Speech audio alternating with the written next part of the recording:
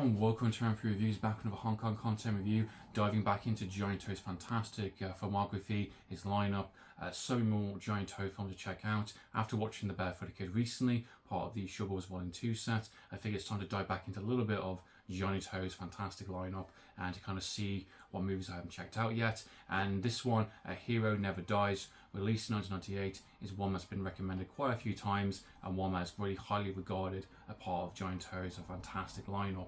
It's been on some of the streaming services, got a very limited DVD release. It's not got a Blu-ray release as far as I know of, and it's one that's kind of quietly tucked away somewhere that I think it's needs a little bit of light on, I think a little bit of kind of attention to, because this film is pretty goddamn good. Two main leading actors and characters in this film is Leon Lai, who plays Jack in this film, and Long Ching-Wang, who is a Johnnie To regular, who plays Martin. They are two rival kind of gangsters. They are both really kind of second in command almost in terms of protecting their sort of tryout leader, gangster bosses. And this is a very interesting film because it essentially is a commentary on a Bloodshed movie. It has got the formula, the making, and the textbook kind of cliches of a Bloodshed film, but it is not about that. It is about the aftermath of what happens from a Bloodshed movie, which makes this film quite unique and quite special. The film itself is very simple, straight to the point. I wouldn't say it's the most mind-blowing film ever. I think it's a very kind of easily accessible, very kind of, you get what the point's trying to say very quickly in this film. Essentially, you got the first half an hour of this film, 35 minutes I would say, and you got these two kind of rival, kind of separate gang leaders that are basically protecting tryout bosses essentially, and they are sort of friends but not friends. They're enemies, and there's some slight kind of confrontations towards that first kind of half an hour. They kind of establish who they are, what their status is, their love for kind of wine, and kind of they sort of like each other, don't like each other. Martin's opportunity at the start of the film to take him out, he doesn't, and so for Jack, go back and forth. And there's also this kind of back and forth kind of one up each other kind of attitude towards it, and you don't really know much about them necessarily.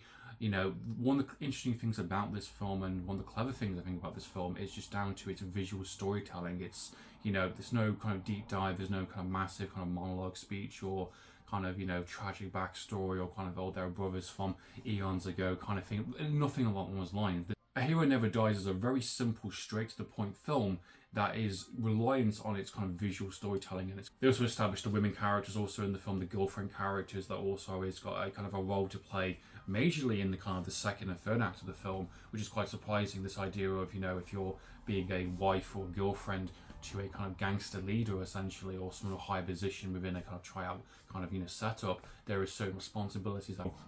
Now what's interesting is after the first kind of 35 minutes of the film is when the real movie kicks in. This is essentially an aftermath movie, and it is exploring what happens to these characters and the relationships when the dust settles essentially. These true tryout bosses essentially kind of shake hands, they kind of settle their differences, and they're kind of wiping their hands clean about their previous kind of second in command kind of comrades they've kind of left to kind of behind in the location. They've left Martin in a foreign location. They're having to struggle to get back to Hong Kong. It shows the kind of the willpower and then the strength of the women characters. They're having to do some kind of questionable things and morally questionable things to basically kind of get back, to basically face up to their trial boss and say, look, what happened to my partner? What he looked after you, he was there for you. What happened? Show him face, look after him. And essentially it shows another element of this idea of crime doesn't pay, very similar to the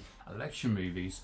Now this is before election, interestingly enough, so you can tell the seeds and the ideas are being planted within Johnnie To's kind of MO, building up to something like election later on. This idea of there's a system, there's a play, but just because you're in a criminal kind of tryout world, respect, honor, kind of loyalty, none of that makes any difference. It doesn't make anything, and that's something that Johnnie To's explored time and time again. And this is another kind of slice of that cake that he kind of wants to tell. This idea of two characters that are so loyal to the cause, so loyal to their individual bosses, and they're both being royally screwed over. I won't say too much if you don't know. I don't want to reveal too much about what happens to these characters, but it's interesting to see. And I like the fact that the middle act of the film is essentially an aftermath idea of the women characters kind of stepping up to basically look after their kind of individual partners and having to do certain things they wouldn't usually do. and this all comes to a head and comes to a kind of classic kind of third act when,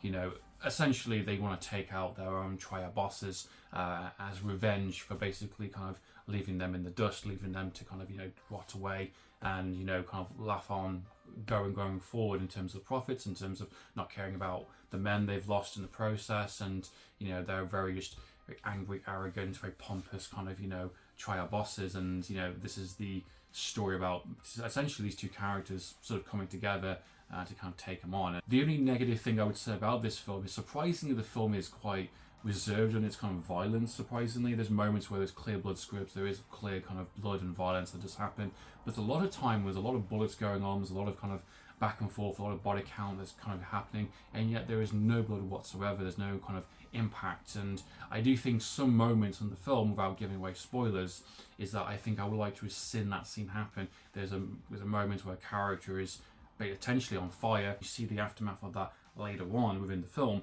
However, I think it would have been more shock factor, more kind of like wow kind of thing, if they actually did show that scene and kind of let the scene play out. Some of the violence is very kind of, you know, some of it's there, some of it's missing. I don't know if it's a case of, you know, you didn't have enough budget, maybe there was some restrictions on the film. I'm not entirely sure, but it's weird that there's moments of violence, but yeah, it doesn't really push it to the full extent that I would have liked it to have seen. I think a little bit more kind of push would have made it something quite shocking, quite kind of visceral. But I'm guessing we got the answer to that within the election movies, which were rated category 3 within Hong Kong, so that also kind of adds on to something along those lines. What are your thoughts and opinions on The Hero Never Dies? Please comment down below. What are your thoughts and opinions on the Johnnie To kind of, you know, tryout kind of election, kind of pre-election kind of movies? Look to me thoughts and opinions, guys. Please comment down below. So in the meantime, guys, I'm for reviews. Signing out.